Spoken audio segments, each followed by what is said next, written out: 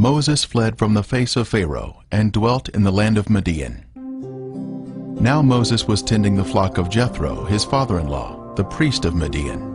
And he led the flock to the back of the desert, and came to Horeb, the mountain of God. Older maps will reveal that Midian is in northwest Saudi Arabia. This is where we should find the mountain of God today. This is our destination, the real Mount Sinai in Saudi Arabia, and is named today Jebel al-Lawz.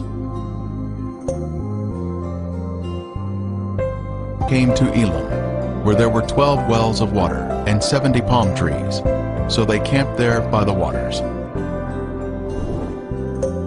Using Google Earth, we are able to zoom in to the location of Elim. It stands out with all the green palm trees grouped together in the canyon or wadi. Of course, there are more than 70 palm trees here today, but amazingly, 12 wells are still here at Elim.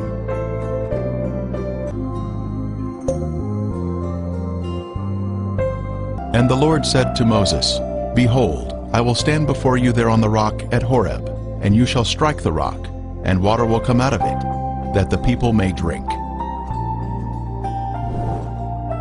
Northwest of Jebel al-Lawz is the rock of Horeb that we will explore next. Standing on the crest of a hill, the singular rock stands 50 feet tall and can easily be seen from a great distance.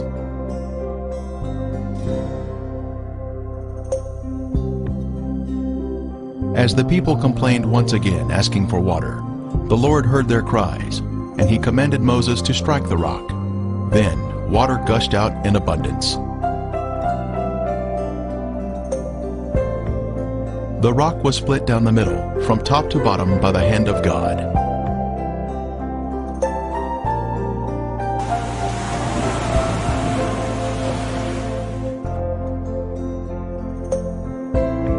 Erosion can be seen around the rock from millions of gallons of water flowing out into the nearby camp.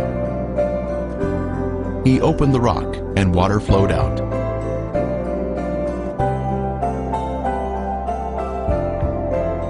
The fissure is so large, one can walk through the split in the rock.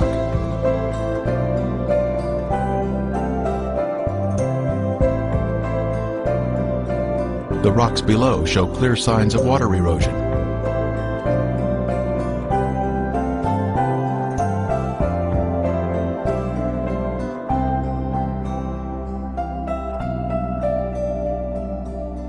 And Moses built an altar and called its name, The Lord is my banner. Here in the encampment is a large square altar assembled with uncut stones and was built after the defeat of the Amalekites.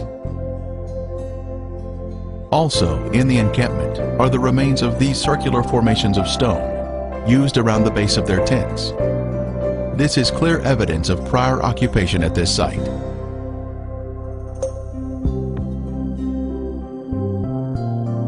Our next destination is Jebel al-Lawz, or Mount Sinai, the mountain of God.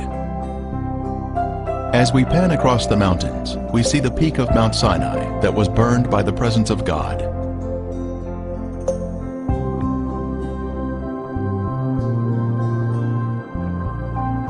The blackened peak of Mount Sinai marked the location where the mountain was on fire. Mount Sinai was completely in smoke because the Lord descended upon it in fire. Its smoke ascended like the smoke of a furnace, and the whole mountain quaked greatly. To the right of the peak is the location of Elijah's cave.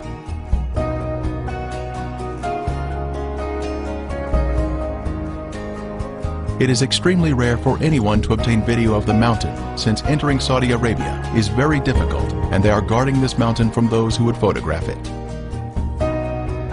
Near the base of the mountain are the guardhouse and fence, which surround the area where many artifacts are located that help to authenticate the site.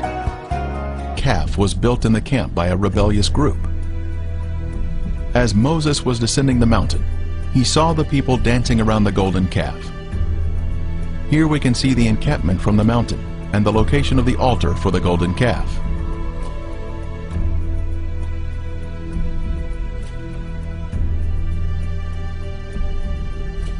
Using Google Earth, we can zoom in on the large boulders which comprise the base of the altar. On the ground, we can see the massive large boulders and the fence erected by the Saudi authorities in an effort to preserve this site. Again, we have the government sign warning visitors to keep out. It was on top of these large boulders that the golden calf was placed. 11 of the 12 tribes, save the tribe of Levi, danced around the golden calf in rebellion to God.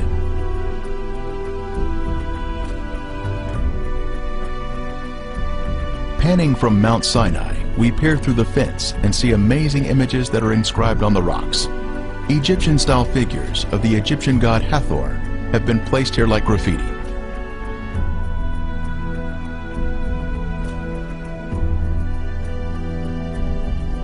The bull was placed in high esteem in Egypt, where the children of Israel had just left, so they created images that came natural to their rebellious heart.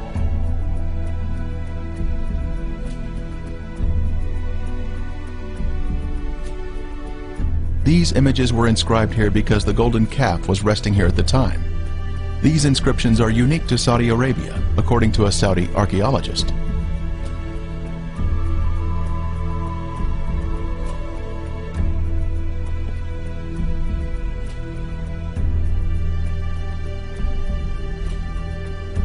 Ron Wyatt and his sons, who walked across the border into Saudi Arabia without a visa in order to document the evidence here. After seeing the mountain, he and his sons were captured and were accused of espionage. They spent 78 days in prison, awaiting execution, before they were finally released. He wrote all the words of the Lord, and he rose early in the morning and built an altar at the foot of the mountain, and 12 pillars according to the 12 tribes of Israel. Google Earth shows us the altar at the base of the mountain with an animal pen next to it that would have held animals to be sacrificed.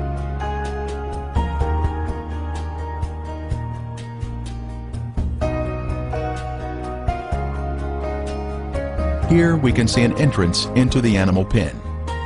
The remains of pillars are in this area also.